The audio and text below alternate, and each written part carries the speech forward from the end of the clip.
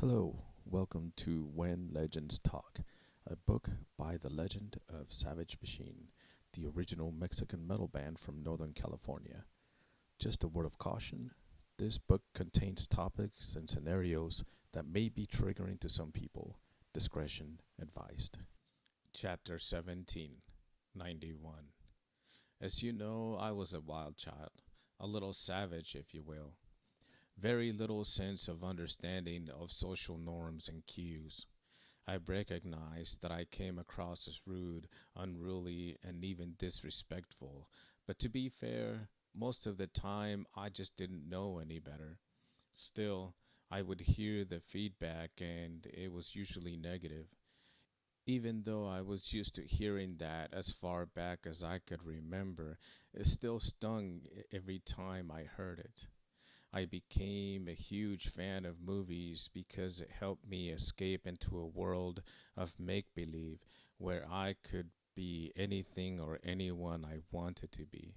I would mimic my favorite characters and got pretty damn good at it. One day, I discovered Bram Stoker's Dracula with Gary Oldman, and I fell in love with that movie. A movie about someone who was misled by the church and cost him everything. He denounced the church and was made into a blood sucking monster, a beast that was to be hunted and exterminated. But the truth was that he was the incarnation of longing, unequivocal pain, and suffering, consumed with rage and yet easily overpowered by the feeling of love. He had to do ugly things to survive and was seen as demonic for it without questioning why he was who he was, a victim of extremely horrid circumstances. All of that resonated with me to a level I can't explain, particularly when stepdad passed away. The doctor said he was dead before he even hit the ground. Although he didn't feel like a father to me, I still cared for him greatly.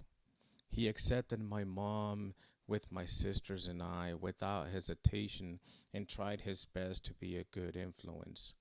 We might not have seen eye to eye, but I still felt the loss tremendously. It might be stupid, but I felt like I was being abandoned again. However, I had to suck it up and hold it together for the good of the family. Friends and family came over to show their respects and give their condolences. I was in awe at how many people knew him and spoke very highly of him. It was very moving. As fate would have it, I ruined that whole thing because I noticed my mom was getting overwhelmed, so I kicked everybody out. His family took it as a direct attack and have to this day. What's worse is that I turned to the church for help and support. You know, the church that he and my entire family were so involved and dedicated in for years. But alas, they could not see me as anything else than a druggie, a habitual sinner, and a servant of the Dark Lord. Some of them couldn't even look at me in the face when I talked to them. So the questions piled up higher and higher about how the church can be preaching so hard and be so selective and convenient. Love thy neighbor, but only if thy neighbor is free of sin and saintly.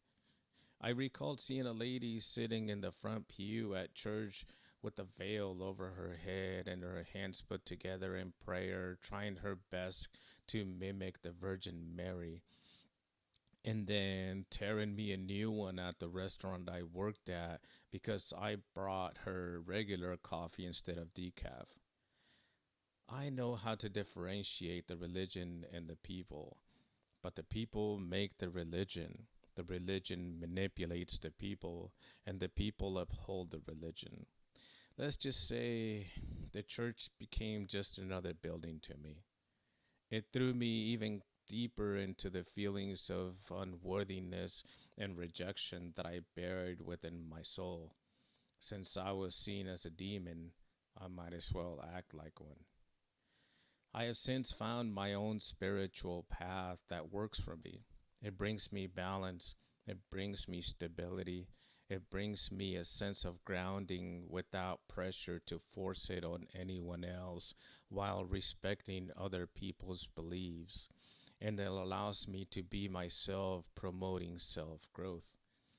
This new path taught me that anger is like holding on to a smoldering ember with the intention to throw it at somebody else. You might hurt them momentarily, but the scar left from holding it is much worse.